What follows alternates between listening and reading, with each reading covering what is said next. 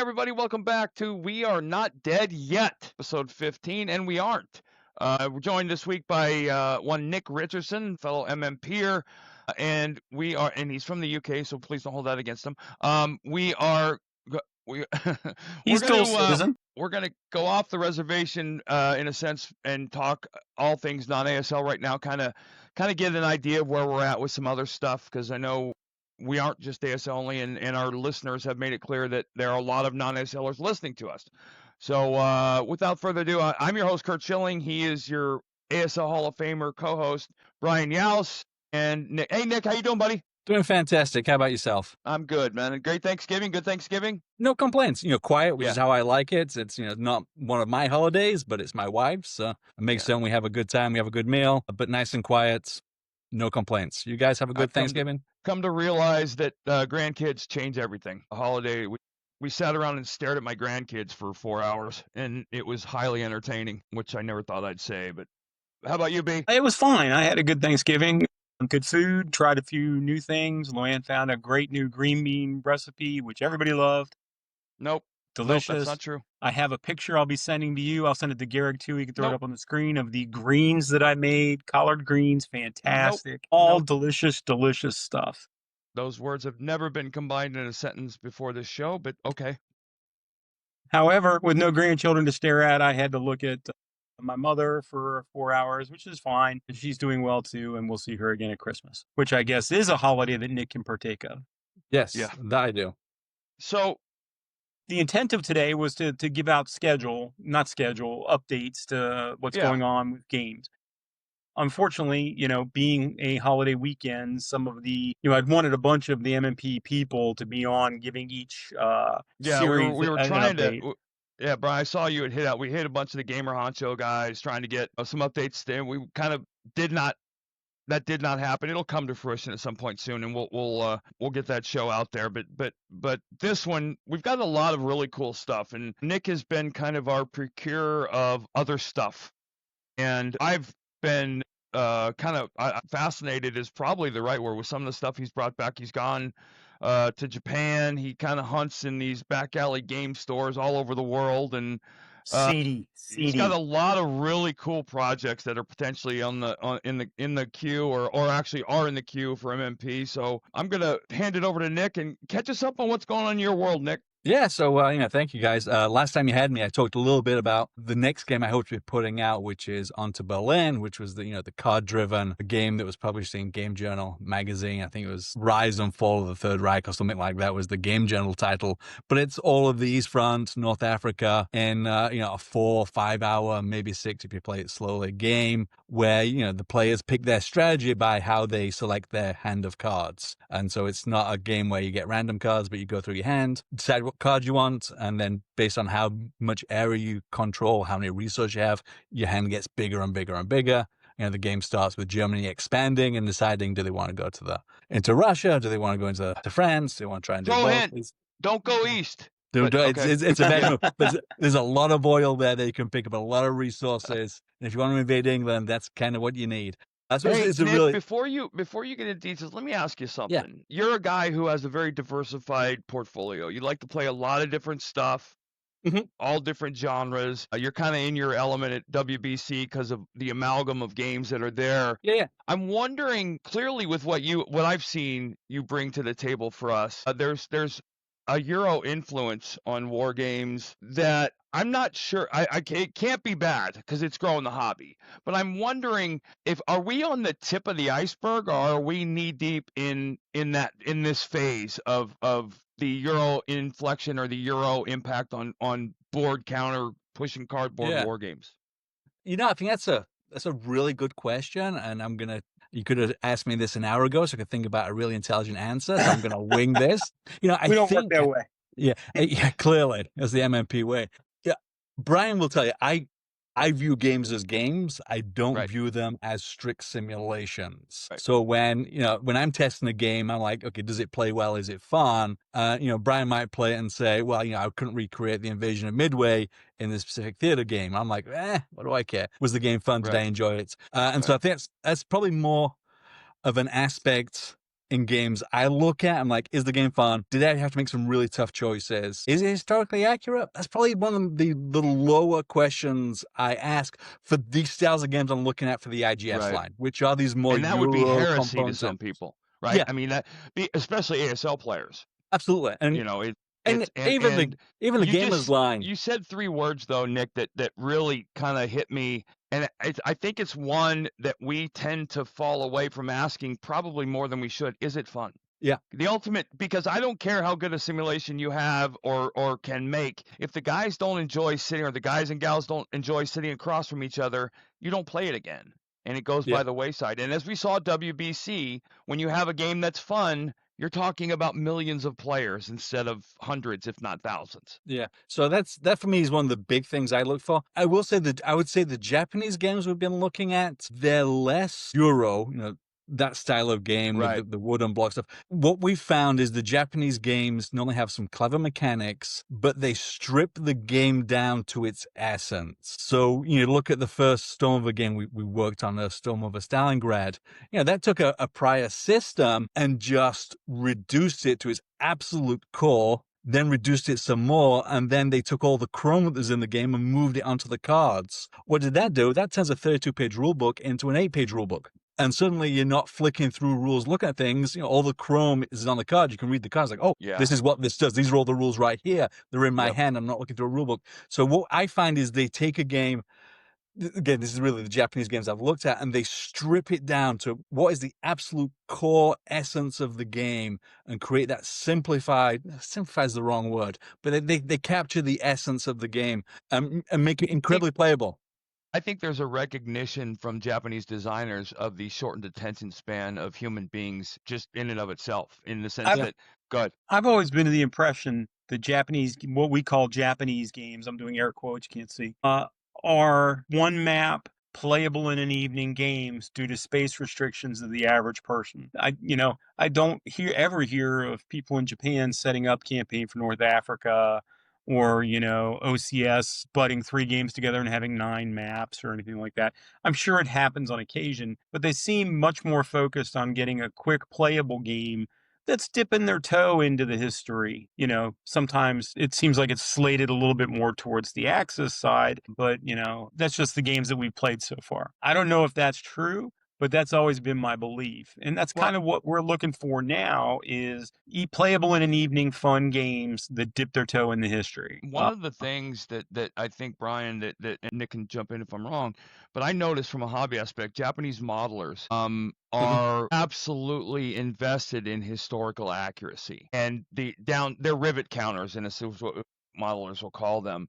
I think their games, they never give away historical accuracy, but they tend to not emphasize it if the return on the investment isn't worth it, if it doesn't add to the fun factor. Yeah, I would concur with that. I mean, I really, I think they, as Brian was saying, they do produce these smaller games. The magazine-sized games are how we refer to them. One map, one counter sheet, 16, 24 cards. But they do capture something very clever, and they do a very good job modeling. We've got the North Africa game, which is just an amazing modeling of the supply issues when you're running your supply chain too long, and it shows the consequences of that. And I think, I wish I'd have thought of it, because it's just a really clever system. We have the advantages that we license these games, we translate the first one, and then if we like it, we can develop our own games in the series. So you got Storm over Jerusalem, Storm over Normandy, Storm over Dien Bien Phu. These are all variations on Storm over Stalingrad, and it's been very fun for us. We've made some really interesting games, some very clever games that I'm very proud of.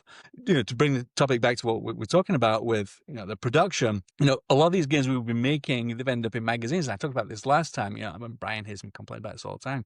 Magazine games seem to be where games go to die, and we've put out 14, 16 magazine games over the last 15 years or so, and they're almost all errata free, and they play really well, but nobody plays them.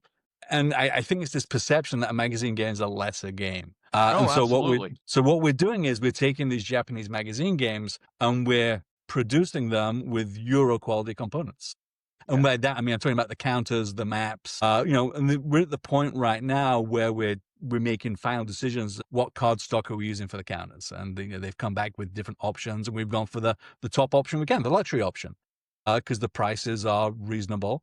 I think we can produce an excellent box game. Probably going to be 2 counter sheets rather than 1, because it's going to be the pre-punched linen finish counters on thick cardstock. The maps are going to have some sort of matte lamination to them, which should make them more durable than previous maps. We've gone back and forth. Do we do cardboard maps? Do we do paper maps? We've gone with the consensus that we're going to do paper maps for now. If we get feedback where it says we really want cardboard maps, it's an easy change to make. The paper maps have... You go ahead, Brian. So let me interject here real quick. My rude finger, but you were on a roll. Yeah, it was going well. We would love feedback on mounted versus paper maps. If you can comment on this video when it's posted, please do. Because I believe personally that we should be doing mounted maps for these IGS one-off games that don't butt up against anything. I think they're a little nicer. They have some issues, as I'm sure other people would point out. Sometimes they don't lay quite flat the first playing or whatever, but generally they seem nice. Other companies will sell them as an add-on. You can get the paper map and then pay more and add on. I don't know that I want to go that route. I don't want to deal with the inventory issues of that, taking up space and things like that. So please comment in our comments section and like and subscribe. Of course, that's what we have to say.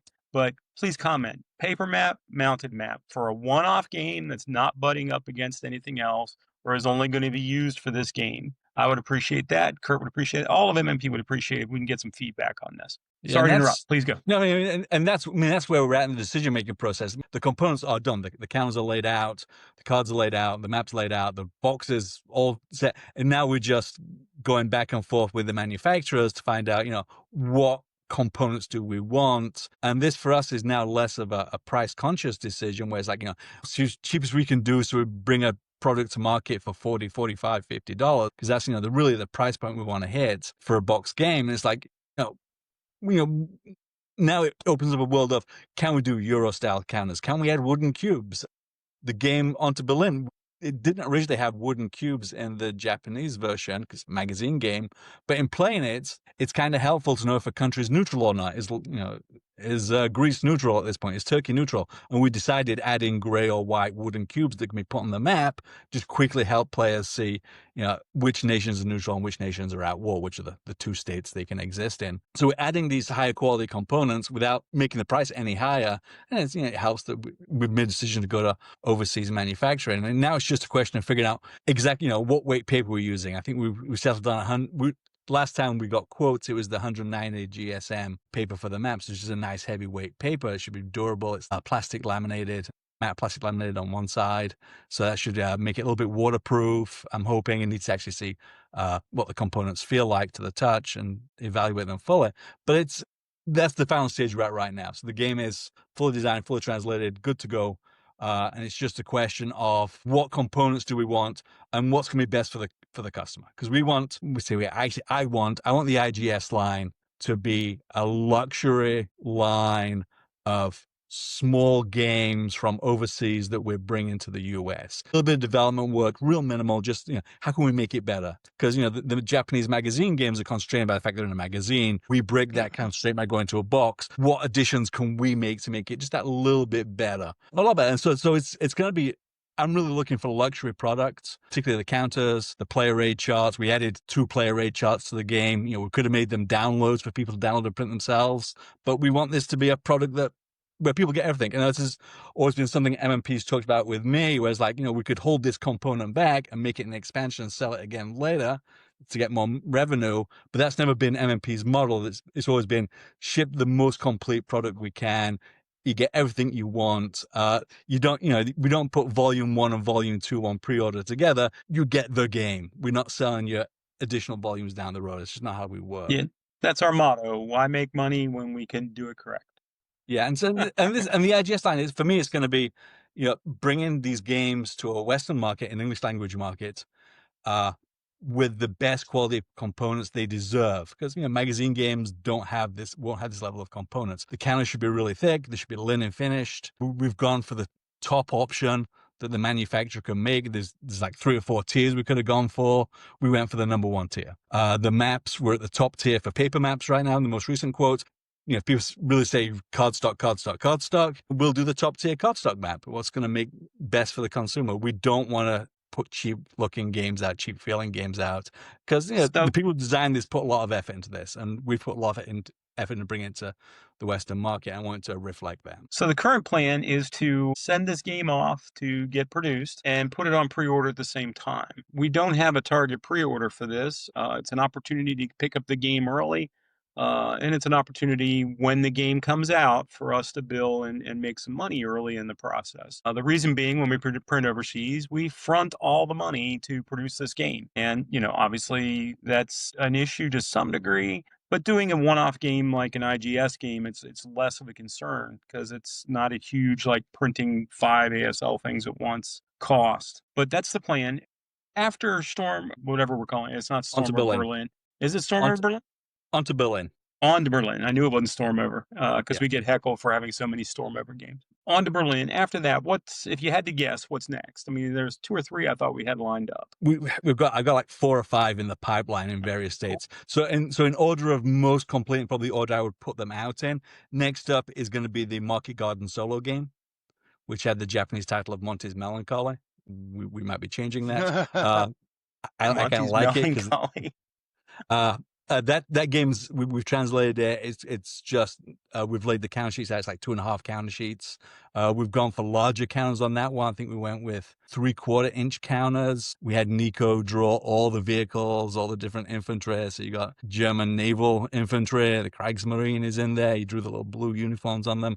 It just looks fantastic. That's like 90% complete. The rules are written. Just need fine polish. The map's done. The counters are done. The cards are done. So that game's in good shape. Just again, it's going to be doing that last polish to add to the playability that we want. I want to put some symbols on the cards. How the game works is you draw a card and that activates units on the maps. I want that to be as easy as possible. So I might put the unit symbols on the cards as well. The Japanese version doesn't have that, but I think I'll speed up play.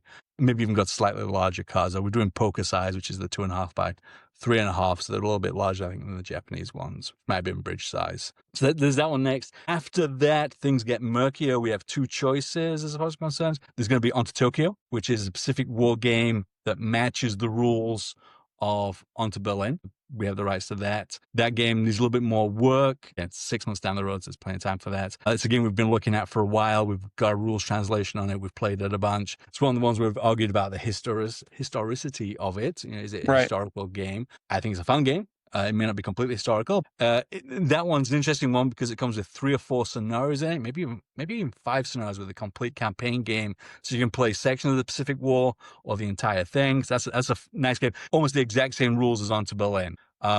There's some reason why we might want to move that up if Onto Berlin sells really well and it's a big hit, then that one would move up. If not, I've got When Did Rommel Earn His Goggles, which is the North African game, which really is focused on supply. That's the entirety of the game is all based on how do you manage long supply chains all the way across the top of North Africa. And the longer your supply chain gets, the less you can do as a player. The shorter your supply chain is, the more you can do. So things you have to buy things every turn, and it costs us supply points. You can either supply units, or you can buy cool things like anti-tank guns, zones of control. I think engineers is an option, some of like one-time effects. That's a really cool game. It's very simple. It was published in Banzai magazine. I like the title. After that, one thing I want to point out when we're talking today about things in the pipeline, we're going to miss some stuff. It happens all the time. It doesn't mean that about your maybe the thing you're looking most forward to.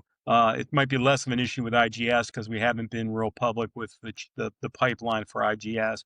But when we're talking about the various gamers games, if I happen to forget one, you can ask about it. We'll try and answer, but this is not all inclusive. Also in the podcast today, we're probably going to pause on ASL production updates because we have a meeting on Tuesday with the whole team. So they'll take care of getting us all up to date. And then probably next week, Curt and I, and maybe a guest speaker, maybe we'll get Chaz to come on or something, can talk about the ASL production timeline. So this week, mostly just gamer stuff and IGS stuff and other subsystems that we have.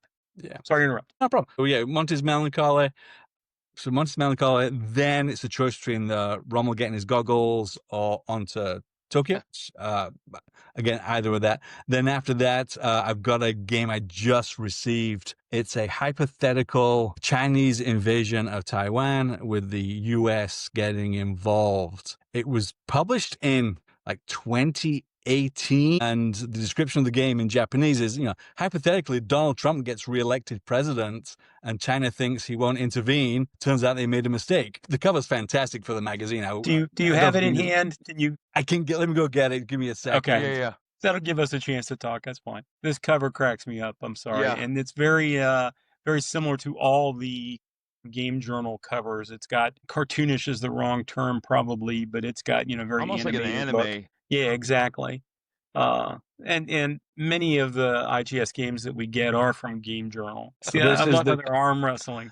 To me, that's the cover. It's gonna be great. I jokingly told Nick the only way we put that game out is if we can keep the box cover art, but I think we'll probably change it. We might do something similar though. But that's a game I've just started evaluating. It looks interesting. It's a series of games using the same naval rules.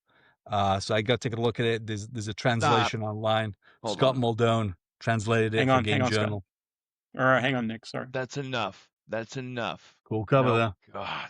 All right, sorry about that. That's okay. She's gonna. Most of us have pets. No worries. All right, so let's interrupt Nick. He's gone like 5 deep, which is a 2-year commitment for us on IGS probably. And I'm sure there might be some things that get interjected in. Yeah, you're looking at about 4 months for each game. I think 3 to 4 months is a reasonable turnaround. So probably 3 or 4 copies a year. The more popular they are, the quicker we'll do. I mean, that's the grim reality of it. If they make money, we'll be faster. And they're literally from we've had submissions like from, Bonsai? We've had Greater Code, Prosperity Sphere. That was a magazine game. Very well received, but as a box game, it might have done better. Who knows? We're just looking for not outside the box thinking.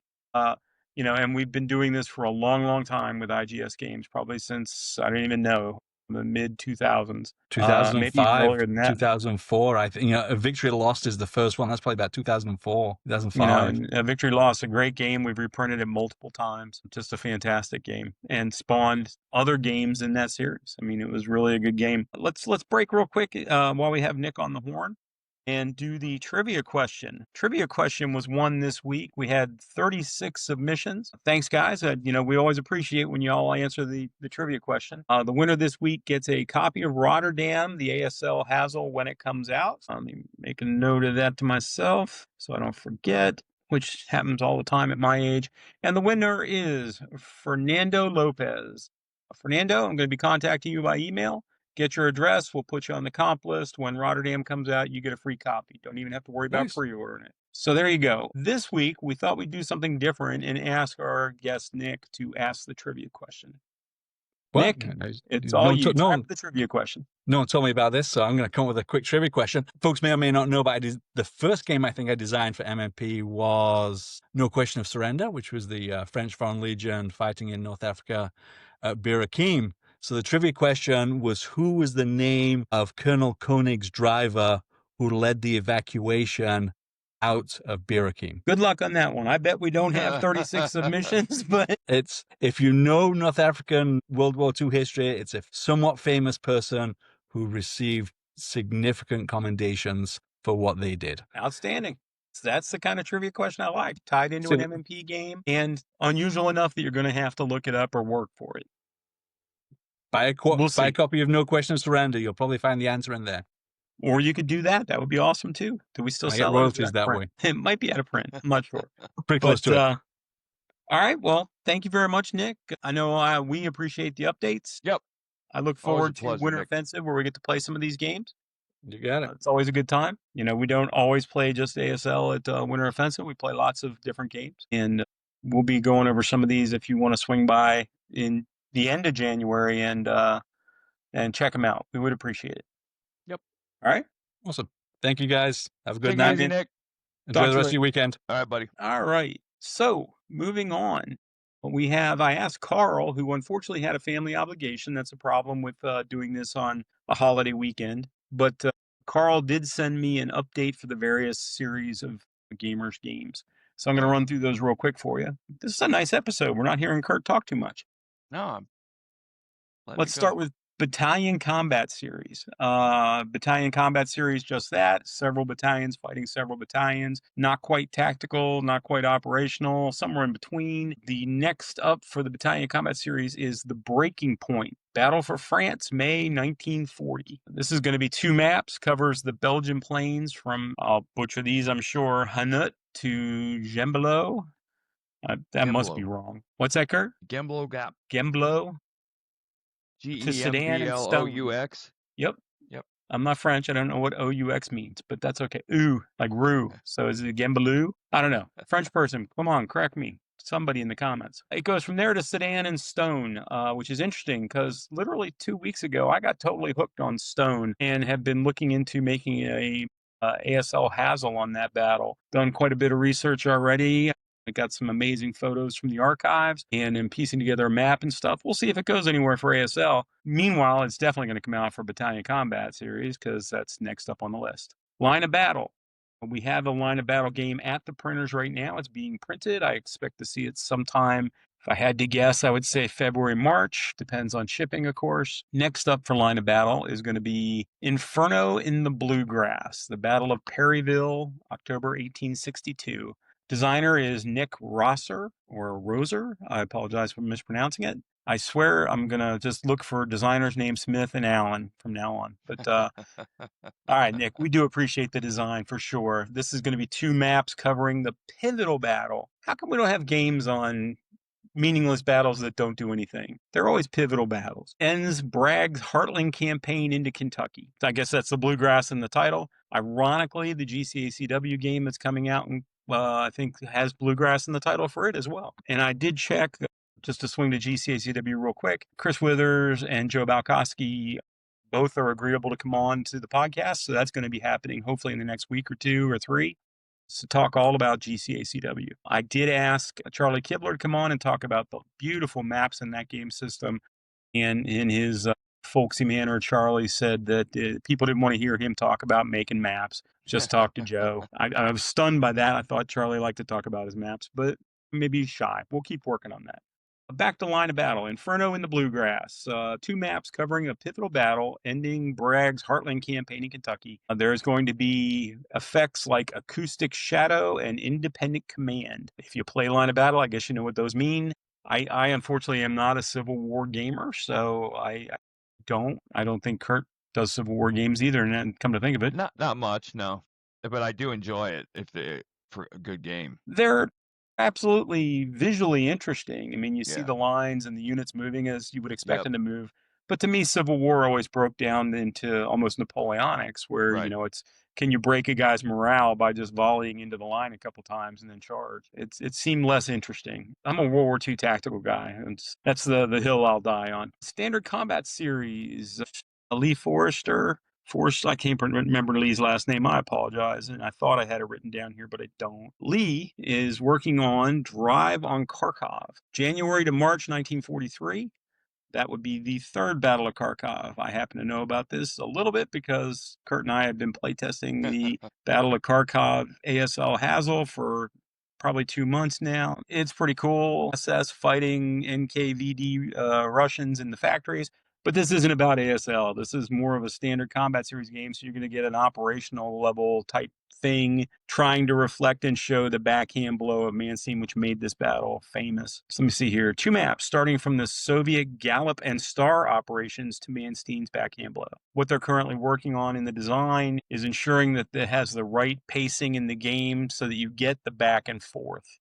That was that was this battle. That's what it's famous for. We had mentioned earlier a Victory Loss. That was a game on the battle as well, where you actually could recreate the backhand blow. It was pretty cool. So this is a different series, standard combat series for those people that like that. OCS, I think the next up is Hero City, which is the battle for Leningrad, the Leningrad area of Russia. 43 to 44. I believe it's 4 maps, and this is Tony Burkett working on that. Tony's in England. I got to figure out how we can shoot this to get him on here for a little bit to talk about his games. He would love that. Great guy. He put a ton of effort into researching this, and he does the maps. I think he's mapped out all of Russia at OCS scale at this point. It certainly sounds like he has. We'll get him on, but this will complete the trilogy of Third Winter and the Forgotten Battles, and the Hero City will be the last piece of that. And basically, you'll be able to recreate all of that at once if you have a luxury game room like Tony has. Also being designed is 1st of September, the Battle for Poland. Carl is working on this himself with, I believe Wig is helping him out or assisting him. He's not helping him out. Carl doesn't really need the help. 2 maps covering the German opening attacks all the way through the Soviet entry in the fall and the fall of Warsaw. It's basically the whole Battle of Poland at OCS scale. That might be the game that pulls me into OCS finally, because that's a period of time that I'm particularly interested in. Personally, otherwise I haven't really touched OCS, which is a bit odd, I know, mostly due to space, but it is what it is. There you go. That's caught us up on the gamers. Other than that, don't have a whole lot to report. We're not going to talk about ASL till next week. Yeah. We can chit chat about something, or I think we're sitting right around 30 minutes, so we can go ahead and get back to our goal of keeping these things short. Yep, I think that we had been getting hit up for a lot of people had hit us up for other than ASL content. So Yep. we wanted to make sure you guys know that that's getting its share of attention from Carl and the guys, and in the works. And then we're gonna have, like Brian said earlier, we're gonna have an all hands kind of meeting this week and get ASL squared away, where we're at, what we're doing, and we'll probably do a full debrief next week on this show to let you guys know exactly where we're at with everything, from Rotterdam to Fox and the Rats to Kharkov to Marco Polo Bridge and all that goes with that. So, and all the things that we neglected to mention. I mean, and you're gonna have to rewind for Nick's trivia question, because I don't even remember any of it. But Nick's trivia question is, paraphrasing, who drove the Rolls Royce that the commander of Bir Hakeim used to leave willingly? I don't know enough about Bir Hakeim to ask that or answer that, but somebody drove the car. Apparently, it's relatively common knowledge if you happen to be an expert in history of the Battle of Bir Hakeim's final moments. And send that answer to, it should be, podcast at mmpgamers.com. mmpgamers.com. One day Curt's going to get that right. No, Thank gosh never. We have Garrick, who will throw the address up again. Because I know every time I say it, I see like podcast, and there's little variances there that drive people nuts. That's all I have. I hope everybody had a great Thanksgiving. Still recovering from all the turkey. And next week will be a full update on ASL, and I'm sure there'll be some chit chat in there because we're getting ready to start CG Day 2. This is where Curt's Russians roll up like a tissue paper ball in the face of my mighty Tiger tank, shooting at factories that are plus 310. So, all right, maybe I'm not going to win this one either. I haven't won a scenario yet, but we'll get there. Anyways, all right, y'all have a great day. It's been a pleasure. Have a great week. Hit like, subscribe. We're close. We're so close to 1,000. But I think I saw we were 938 or something like that last time I looked at it. But yeah, we were in I think we're into the 940s. So yep, progress. Hit like, subscribe, spread the word, and we will catch up with you guys next week. Have a great week, guys. Take care, guys.